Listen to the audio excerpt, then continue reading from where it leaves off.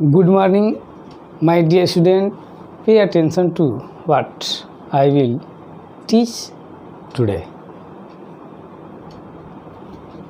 मेरे प्यारे बच्चों ध्यान दीजिए, आज आप लोगों को हम सॉलिड स्टेट के कुछ गोल्डन की पॉइंट्स बता रहे हैं, ठीक है ना। तो इस पर हमें फोकस करना है।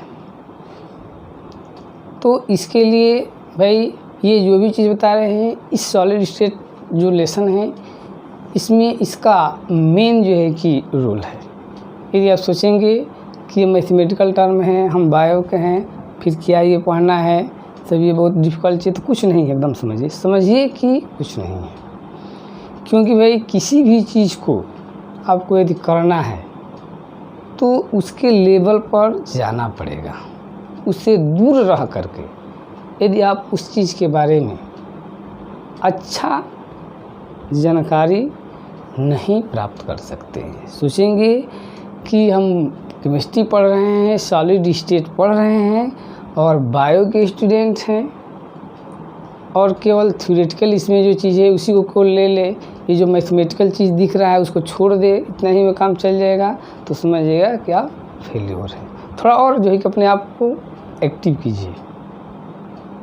जैसे हम बायो वाले स्टूडेंट के लिए बता रहे हैं, जैसे आप इतना डिफ़िकल्ट जो है कि डायग्राम बना सकते हैं, हार्ट का सेक्शन, किडनी का सेक्शन, तो ये सब डायग्राम बहुत छोटे हैं। ज्योमेट्री है, मैथ वालों के लिए भी है, भी बात कर रहे हैं, ज्योमेट्री है और ज्योमेट्री में पूरा जो है कि समझिए हर चीज़ हार्ड नहीं है।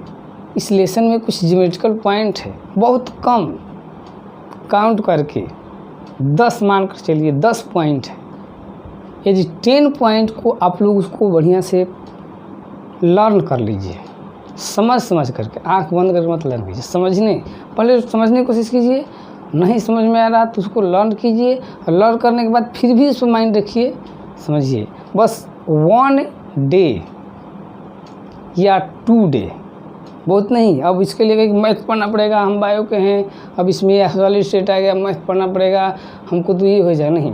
यदि 1 डे या 2 डे आप लोग लेबर कर लेते हैं तो समझ जाइएगा कि इस लेसन पर कमांड एकदम 100%। बस 1 डे या 2 डे, भागना नहीं है। कोई भी चीज़ है तो जो गोल्डन पॉइंट्स हम बता रहे हैं, इसको ध्यान देना है और आप लोग 2 दिन मेहनत करेंगे तो ये सॉलिड स्टेट आपके मुट्ठी में होगा, ठीक है ना। तो जैसे कि पहले हम आप लोग बता चुके हैं, लैटिस पॉइंट और यूनिट सेल, क्लियर है, कोई प्रॉब्लम नहीं होनी चाहिए। इस लैटिस पॉइंट बताए हैं कि the 3D arrangement of constituent particles, 3D arrangement of constituent particles, atom and molecules in a crystal is known as space lattice। इसी क्रिस्टल में x axis, z axis, y axis में जो constituent particle का arrangement है उसी को बोलते हैं लैटिस पॉइंट। और नेक्स्ट था आपका क्यूबिक सेल, यूनिट सेल। क्या है ये यूनिट सेल, क्या है? तो यूनिट सेल ये स्मॉलेस्ट पोर्शन है किसी भी क्रिस्टल, सॉलिड क्रिस्टल का स्मॉलेस्ट पोर्शन है, which arrange again and again in 3D space, means x axis में, वाई एक्सिस में और जेड एक्सिस में। यह स्मॉलेस्ट पोर्शन अरेंज करने पर उस पूरे क्रिस्टल का फॉर्मेशन करता है। That smallest portion is known as unit cell, ठीक है ना। यूनिट सेल के पैरामीटर बताए थे आप लोगों को कि इसमें 6 पैरामीटर थे, 3 लेंथ था और 3 जो है कि आपके एंगल थे। लेंथ में जैसे देखिए लिखे हैं एज लेंथ है, ये हो गया, ये बी एज लेंथ है और ये सी ये एज लेंथ है, ठीक है ना। जैसे इस पॉइंट से ए आ रहा है ना जेड एक्सिस में, एक लेंथ ये हो गया एज लेंथ, और ये किधर जा रहा है एक्स एक्सिस में, ये भी एज लेंथ है, और एक ये वाई में जा रहा है, ये सी एज लेंथ है। तो 3 पैरामीटर होते हैं एज लेंथ और एंगल अल्फ़ा। ये सी और बी के बीच में एंगल एक बना हुआ है अल्फ़ा, बी और ए के बीच में बना हुआ है गामा, और सी और ए के बीच में बना हुआ है ये बीटा, ठीक है। तो ये आपके यूनिट सेल हैं, और यूनिट सेल में जो है कि आपके कुछ पॉइंट्स दिख रहा है। इस पर देखिए ध्यान से, कॉर्नर माइंड बैठता, चलिए अभी तुरंत यहीं पर आपका 80% प्रिपेयर हो जाएगा। फ्रीली ध्यान से सुनिए, बातों को सुनना है, यहाँ पर वीडियो खोले रहिए और बात को सुनिए क्या कर रहे हैं। फर्स्ट आंखें बंद करके, कॉर्नर, एक आप लोगों के यूनिट सेल में आएगा जो है कि वर्ड कॉर्नर, माइंड बैठा लीजिए कि यूनिट सेल में कॉर्नर होता है, उसके बारे में जानना है, कॉर्नर, ठीक है। उसके बाद एज, क्लियर, कॉर्नर के बारे में जानना है, और उस पर सोचिए क्या है, व्हाट इज कॉर्नर, तब जाकर जल्दी पकड़ेंगे। उसके बाद एज आ गया, उसके बाद फेस आ गया, 3 पॉइंट्स हो गए, कॉर्नर, एज, फेस, क्लियर है। और centre, corner, edge, face, centre, ये 4 चीज़ें बहुत ही इम्पॉर्टेंट है। तो इसको पहले तो माइंड में इस पॉइंट्स को बैठा लीजिए, 4 चीज़ भाई हमें जानने हैं, क्या क्या है भाई। तो कॉर्नर, एज, फेस और सेंटर, क्लियर है। उसके बाद इसमें डायगोनल 2 होंगे, एक होगा फेस डायगोनल और दूसरा होगा बॉडी डायगोनल। पहले आप वर्ड से परिचित होइए, उसके बाद इसके बताएंगे है क्या ये, उसके बाद हम लोग जानेंगे। तो पहले हमें ये जानने हैं कि कौन कौन से 6 पॉइंट हो रहे हैं, corner, edge, face, centre, body centre बोलिए इसको। तो सेंटर हो गया, बॉडी सेंटर क्या होगा, corner, edge, face, body centre. उसके बाद इसमें डायगोनल वर्ड आया हुआ है, फेस तो जानते ही है, फेस डायगोनल और बॉडी डायगोनल।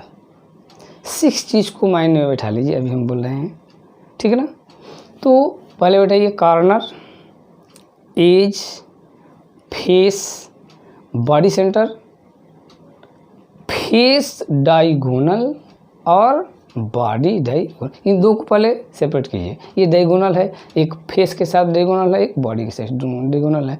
और 4 चीज़ फ्रेशली है, corner, edge, face, body centre, clear है।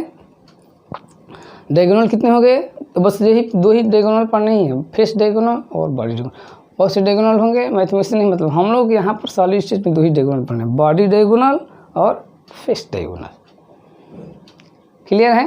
ये 6 पॉइंट बार बार हम कह रहे हैं, यहीं पर रोक करके वीडियो जो भी लोग देख रहे हैं इसको रोक करके, और जैसे बता रहे हैं उसको वहीं पर इस स्टार्ट कीजिए, और जहाँ तक आ रहे हो करके, और ये जो 6 पॉइंट रिवाइज कर लीजिए माइंड में एकदम, तब फिर स्टार्टिंग से वीडियो को जो है कि देखिए। और फिर corner, edge, face, body centre, face diagonal और बॉडी डायगोनल, क्लियर हो गया। अब यहाँ पर आप लोगों को डायग्राम दिख रहा है, अब ये सोचेंगे सब क्या क्या खींचा गया है, ये समझ में नहीं आ रहा, घबराने की बात नहीं है, ठीक है ना। इसमें हिंट भी किया हुआ है और हम एग्जाम्पल के बेस पे बता रहे हैं। कॉर्नर लिखा है, दिख रहा है यहाँ पर कॉर्नर, यहाँ पर लिखा हुआ है एज। डायग्राम बनाएंगे, ड्राइंग नहीं बना आएगा तो बना नहीं बता रहे हैं। ये कॉर्नर हो गया, ये एज हो गया, ठीक है, ये हो गया फेस, और ये बीच में देख रहे हैं ये सेंटर हो गया, ठीक है ना।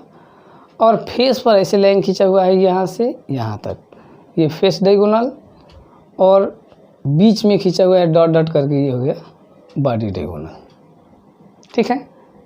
डायग्राम, जब तक इस डायग्राम को आप नहीं ड्रा करेंगे तब तक जो है कि इसको कम्प्लीटली समझना इम्पॉसिबल है भाई, रटना पड़ेगा। सर जैसे जैसे खींच दिए है और क्या बता रहे हैं, बात समझ में नहीं आ रहा है। तो इस डायग्राम को, ये सब चीज़ जानना है तो डायग्राम को खींचते हैं। आइए हम आप लोगों को खींचना बताते हैं। कुछ नहीं है, इसको खींचने में ईजी चीज़ है। कैसे खींचेंगे, तो आइए हम यहाँ पर खींचते हैं।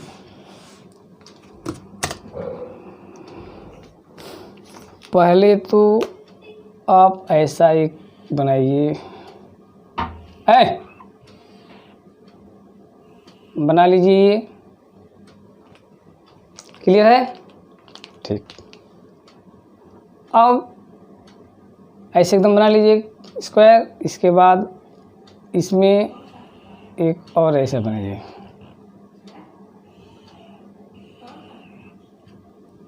क्लियर है? अब ये बना लिए दो।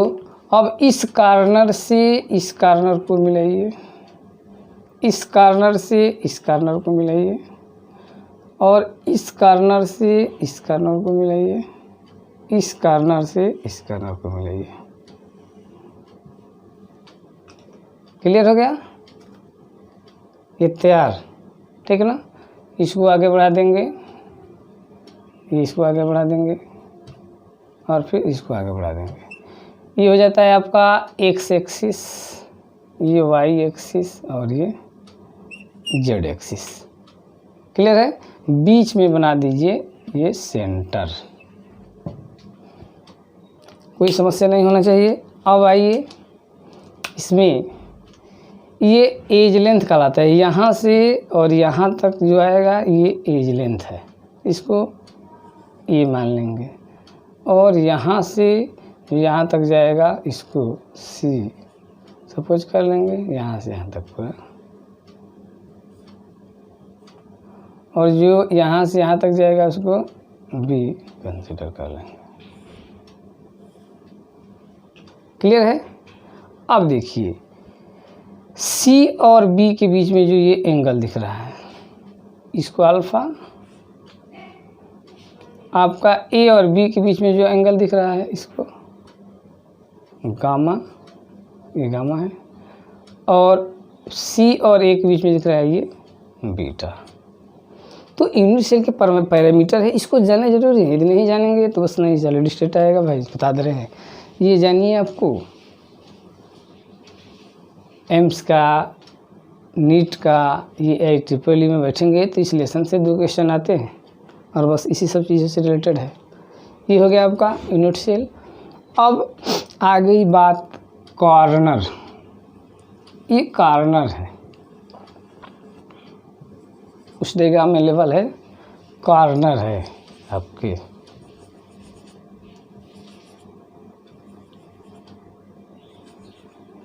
इसमें दिख रहा है आप लोग कॉर्नर 1 2 3 4 5 6 7 और ये 8। किसी क्यूब में 8 कॉर्नर होते हैं। अब कन्फ्यूजन हो सकता है, आप सोचेंगे कि भाई कहाँ 8 हो रहा है। तो एक अपने आप कमरे में बैठे हैं, उस कमरे में सोचिए कितने कॉर्नर है कमरे में आपके। तो पहले देखिए ऊपर आएंगे, जैसे ये मान लीजिए कि आपका कमरा है, गौर कीजिए। तो 1 2 3 4, ये 4 हो गए ना, 1 2 3 4 कॉर्नर ही हो गए। और नीचे 1 2 3 4 हो गए। तो कॉर्नर कितने हो गए? 8 कॉर्नर हो गया। कोई सस्पिशन?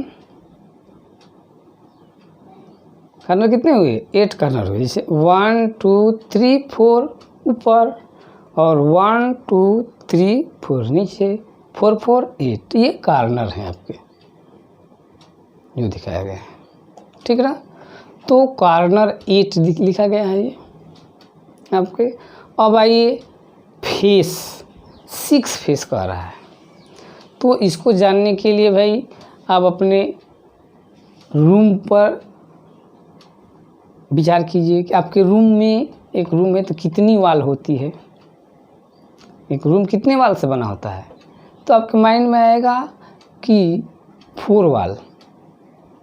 जैसे यही रूम है तो 1 2 3 4, 1 2 3 और एक इस साइड वाला 4 वॉल।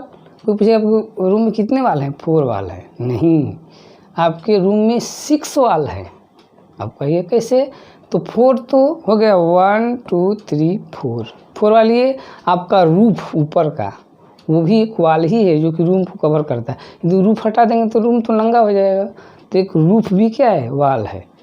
और एक नीचे का फ्लोर, ये भी वाल है। तो कितने वाल हो गए आपके रूम में? 6 वाल हो गए। है ना क्लियर? खड़ी 4 वाल, एक रूफ हो गया 5 और एक नीचे का फ्लोर हो गया 6।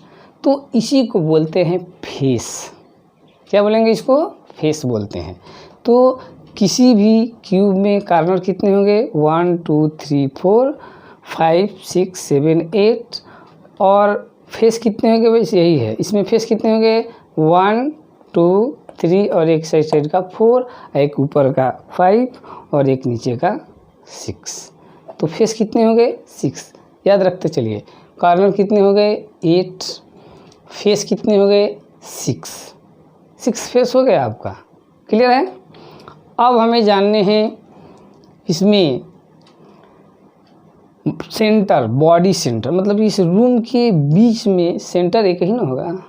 इस रूम के बीच में कहीं भी जाएंगे तो एक सेंटर होगा, किनारे पर तो सेंटर होगा नहीं। तो इस रूम में एक ही बीच में सेंटर पॉइंट होगा। तो कॉर्नर 8 हो जाएंगे। फेस कितने हुए? अभी जो वाल बता रहे थे 6 हो गए। सेंटर कितना होगा? तो एक सेंटर होगा। अब एज कह रहा है कि एज कितने हैं? 12 एज है। इस डब्बे को देखिए ध्यान से आप लोग, एज क्या है? ये तो फेस है ना, कितने फेस हुए? 6 और ये कॉर्नर हो गया 8। अब एज क्या है? तो एज ये है, देखिए 1, गौर कीजिए, 1 2 3 4 ये हो गया, 5 6 7 8 9 10 11 12। कितने एज हो गए? 12 एज हो गया। ठीक है ना? एज कितने हो गए? 12 एज हो गए। ध्यान दिए फिर से। कॉर्नर 8, 1 2 3 4 5 6 7 8। फेस 6, रूफ एक हो गया, नीचे का फ्लोर हो गया 2, 4 वाल जो है कि 1 2 3 4, ये फेस हो गए। एज पहले ये खड़े खड़ा लीजिए, 1 2 3 4 ये हो गया। इससे खड़ा खड़ा, फिर 5 6 7 8 और फिर नीचे भी 8 9 10 11 12। कितने हो गए? 12 एज हो गए। क्लियर है? अब हमको ये तो एज हो गया। अब देखिए ध्यान दीजिए, इसमें दिया हुआ है आपका, तो 12 एज हो गए, कॉर्नर 8 हो गया, फेस कितने हो गए? 6 हो गए। क्लियर है ना? 6 फेस हो गया। बॉडी डायगोनल दिखा रहा है 4। अब माइंड में ये आएगा कि ये क्या कर दिया लफड़ा, 4 बॉडी डायगोनल क्या होता है? और फेस डायगोनल 12 क्या हो रहा है? तो मेरे प्यारे बच्चों ध्यान दीजिए, डायगोनल क्या है। जैसे ये पहला फेस पे लीजिए, इस कॉर्नर से इस कॉर्नर एक लाइन खींच सकते हैं। ये डायगोनल कहलाता है। इसमें कर्नर से कर्नर खींच सकते हैं एक लाइन एक फेस में, और यहाँ से यहाँ पर एक खींच सकते हैं, जिसको हाइपोटेनस कहते हैं, खींच सकते हैं। क्रॉस लाइन कितने हैं, अब यहाँ से यहाँ नहीं, इस कॉर्नर से इस कॉर्नर एक क्रॉस और इस कॉर्नर से इस कॉर्नर एक क्रॉस, तो ये डायगोनल कहलाता है। तो एक फेस में हम कितने डायगोनल बना सकते हैं, 2, या तो यहाँ से यहाँ लेंगे ये हो जाएगा, या यहाँ से यहाँ लेंगे। तो एक फेस में कितने डायगोनल, 2 डायगोनल। तो हमारे पास कितने 6 हैं, 6 है ना। और मान लीजिए कब इस फेस में भी हम खींच सकते हैं 1 2, इस फेस में खींच सकते हैं 1 2, इस फेस में खींच सकते हैं 1 2, हो गया। इस फेस में खींच सकते हैं 1 2, ये रूफ वाला फेस है, इस फेस में खींच सकते हैं 1 2, ये डायगोनल कहलाते हैं। तो कितने डायगोनल हो जाएंगे, 6 फेस है और एक फेस में हम 2 डायगोनल देख रहे हैं, तो 6 में कितना हो जाएगा, 12 हो जाएगा ना। एक फेस में 2 डायगोनल, 2 डायगोनल, तो हमारे पास 6 है, तो 6 2 जा 12, तो ये हो जाएंगे आपकी कितने, 12 फेस डायगोनल। क्लियर है। अब 4 बॉडी डायगोनल कहा है। तो किसी रूम में जो है कि आप देखिए, तो रूम के अंदर जाएंगे तो ध्यान देंगे कि रूम में आपके ऊपर जो कॉर्नर है 1 2 3 4, रूप में 4 कॉर्नर और 1 2 3 4, नीचे भी 4 कॉर्नर, ठीक। तो ऊपर वाले कॉर्नर को एक ऐसे ही डायगोनल बनाइए, एक साइड से ऊपर वाला कॉर्नर लीजिए, फिर दूसरे साइड के ऊपर वाला कॉर्नर से मिलाइए, एक बार मिल जाएगा एक जगह। फिर दूसरे वाला कॉर्नर ऊपर के, फिर नीचे वाले एक दूसरे कॉर्नर से मिलाइए 2, फिर तीसरे वाले कॉर्नर से फिर नीचे के एक कॉर्नर से मिलाइए 3, और एक चौथे वाले कॉर्नर के फिर नीचे वाले कॉर्नर से मिलाइए, कितने हो जाएंगे 4। तो कॉर्नर टू कॉर्नर, ध्यान दीजिए, कॉर्नर टू कॉर्नर, जैसे है ना, ये कॉर्नर से 2 कॉर्नर फेस पर, फिर इस कॉर्नर से इस कॉर्नर।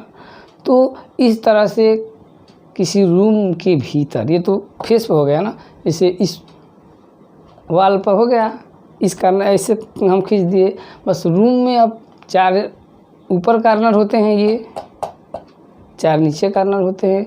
तो इसका एक कॉर्नर ऊपर वाला इस कॉर्नर से मिला दिए, ऐसे भीतर भीतर एक कॉर्नर हो जाएगा, मिल जाएगा डायगोनल, ठीक। फिर ये कॉर्नर इस कॉर्नर से मिल जाएगा एक डायगोनल, फिर इस कॉर्नर से इस कॉर्नर को मिला दीजिए डायगोनल, और फिर इस कॉर्नर से 4 कॉर्नर है, चारों कॉर्नर 4 बार एक दूसरे से क्या हो सकते हैं, क्रॉस ऐसे मिल जाएंगे, तो डायगोनल हो जाएगा। तो कितने होंगे बॉडी के अंदर डायगोनल, 4 बॉडी डायगोनल हो जाएगा। इस पॉइंट को समझने में ज़रूरी है, नहीं समझेंगे तो फिर कन्फ्यूजन होगी।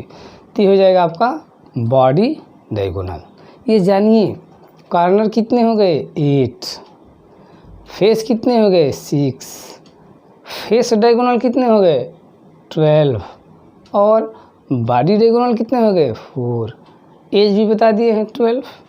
अब ये आ गया तो समझिए आपको आ जाएगा। अब आइए हम लोग समझना ये है कि कोई भी यदि पार्टिकल है, एक पार्टिकल है यदि कॉर्नर पर, तो एक सेल में उसका कितना पार्ट कंट्रीब्यूट करता है, ये थोड़ा समझने वाली बात है। सपोज करते हैं कोई क्रिस्टल है, अब समझिए, ये देखिए, आप गौर कीजिएगा, 4 जो है कि क्यूबे हो गया, क्रिस्टल में तो बहुत सारे यूनिट सेल होते हैं, 4 यूनिट सेल ही हो गया, और इधर से भी और लगा देंगे, इधर 2 है और 2 और इधर से लगा दीजिए, तो 4 ये यूनिट सेल और 4 ये यूनिट सेल, 4 यूनिट सेल हो गया ना, ध्यान दीजिए। तो यदि कोई भी हम एक स्फीयर यहाँ पर रखते हैं, एक कोई भी गोली रख दीजिए यहाँ पर लेकर रख दीजिए,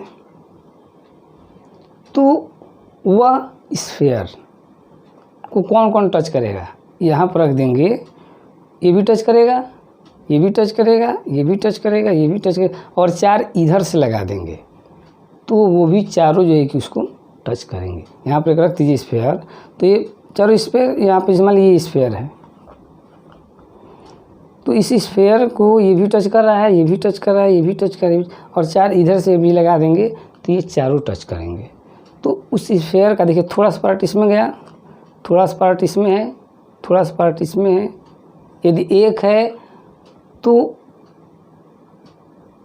4 में चला गया और फिर इधर से 4 में लगा देंगे तो थोड़ा थोड़ा उसमें भी चला जाएगा। मतलब कि एक का 8 पार्ट कीजिए, एक स्फीयर के कितने पार्ट कीजिए, 8 पार्ट, मतलब कि 1/8।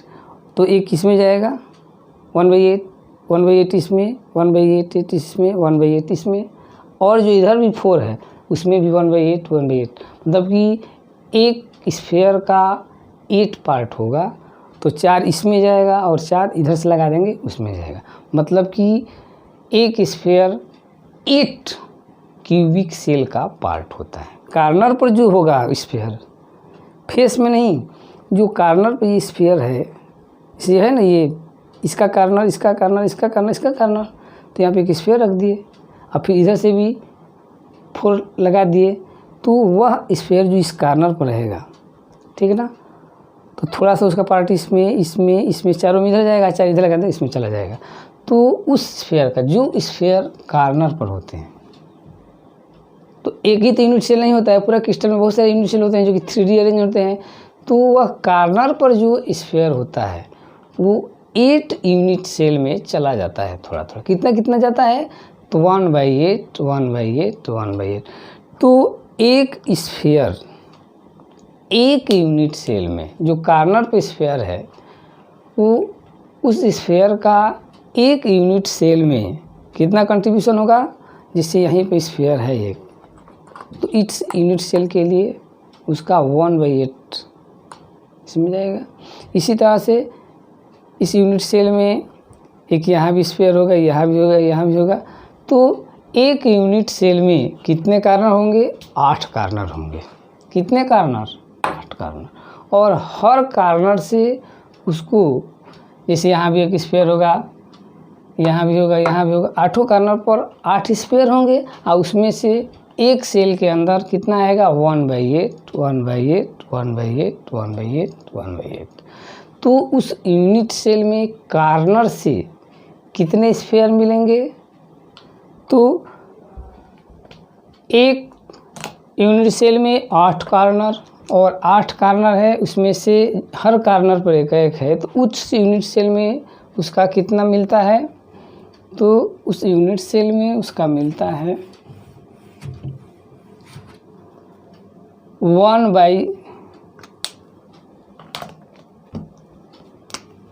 1/8 मिलता है कार्नर से। ध्यान दीजिए 1/8, देखिए अभी दिखाए थे। और कितने कार्नर हो गए, एक कार्नर से यहाँ पर एक स्फीयर होगा तो इस यूनिट सेल को इस स्फीयर का 1/8 ही जाएगा। तो 8 कार्नर है तो 1/8 मिलेगा 8 जगह से, 8 कार्नर से 1/8। तो 1/8 को जब ऐड करेंगे तो पूरा एक स्फीयर हो जाएगा। कितना स्फीयर।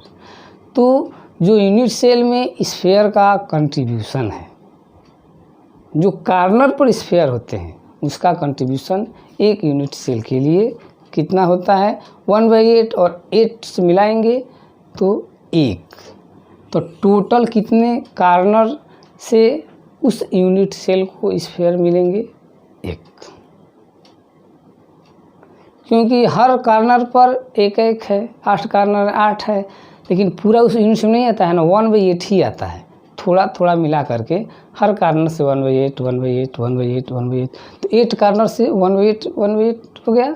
तो टोटल कर देंगे हम इसको तो कितना हो जाएगा, 1। तो एक स्फीयर तैयार हो जाएगा आपका। हर कार्नर से थोड़ा थोड़ा स्फीयर मिला करके कितना होगा, एक स्फीयर हो जाएगा। मतलब एक पार्टिकल के इक्वल जो है कि उस यूनिट सेल में कार्नर से ऑब्टेन होता है। कितना, 1/8। अब आइए भाई, हम कह रहे हैं कि अब फेस से कितने मिलेंगे आपको।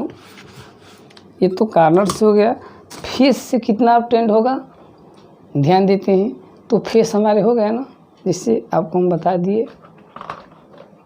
ये फेस है, सपोज करते हैं एक स्फीयर ले लीजिए, यहाँ पर रख दीजिए, ये सर्किल नहीं स्फीयर। और जब स्फीयर रख देंगे तो गौर कीजिए, ये यूनिट सेल है, एक स्फीयर रख दिया गया और एक इधर से भी यूनिट सेल। ये फेस में जो स्फीयर है एक इधर से भी रहेगा यूनिट सेल, तो उस स्फीयर का हाफ इस यूनिट सेल में चला जाएगा और हाफ इसमें चला जाएगा, ठीक है ना। जैसे ये वाल है, ठीक है ना, इसमें मैंने क्या किया, इस वाल में तो एक बड़ा सा मेटल का स्फीयर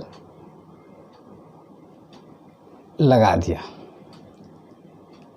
इस दीवार में लगा दिया, तो पूरे इस साइड से उस साइड, तो उस स्फीयर का कुछ पोर्शन, हाफ पोर्शन इस रूम में दिखेगा और हाफ पोर्शन उस रूम में जाएगा। अब मान लो उस दीवार में लगा दिए तो वो भी तो फेस है, हाफ इस रूम में रहेगा, हाफ बगल वाले रूम में जाएगा। इसी तरह से रूफ में लगा दिए तो हाफ इस रूम में जाएगा और हाफ इसके ऊपर वाला रूम है उसमें जाएगा। फिर नीचे भी लगा दिए तो हाफ इस रूम में जाएगा, नीचे जो अंडरग्राउंड रूम है तो हाफ उसमें चला जाएगा। मतलब कि फेस में जो स्फीयर होते हैं, जो कंस्टिट्यूएंट पार्टिकल होते हैं, उसका हाफ पार्ट एक सेल में जाता है। एक फेस में जो स्फीयर है उसका हाफ जो है कि उस सेल में जाता है। तो बताइए भाई कि टोटल 6 फेस है और सभी फेस से हाफ हाफ मिलेगा, तो आपके 1/2 मिल रहा है हर से। अरे भाई इस फेस से हाफ आया, हाफ उधर चला गया, उस फेस से हाफ आया उधर, तो 6 फेस से हाफ मिलेगा, तो हाफ इंटू 6 तो कितने हो जाएंगे 3। तो टोटल कितने मिलेंगे, यदि फेस पर कंस्टिट्यूएंट पार्टिकल्स है तो फेस 6 होते हैं और एक एक यदि फेस में है तो हाफ हाफ आएगा, तो 6 फेस से तो टोटल कितने आ जाएंगे 3 हो जाएंगे। कार्नर से टोटल कितने हो रहे थे 1/8 होता है, 8 कार्नर है तो 1 होते हैं। कार्नर से कभी भी 1 मिलता है और फेस से कितना मिलता है 3। अरे भाई 6 फेस है और एक फेस से हाफ, तो 6 फेस से तो 1/2 इंटू 6 तो 3 हो जाएगा। अब कार्नर का कंट्रीब्यूशन समझ में आ गया, फेस का आ गया। अब बॉडी में, अब यही रूम है, इसके बीच में एक गोला रख दीजिए सेंटर में, तो सेंटर में रहेगा तो किसी दूसरे जो है कि कमरे में उसका कंट्रीब्यूशन नहीं होगा, किसी दूसरे सेल में उसका कंट्रीब्यूशन नहीं, वो उस पूरे सेल के लिए बीच में है तो इससे टच नहीं है, तो पूरे वो सेंटर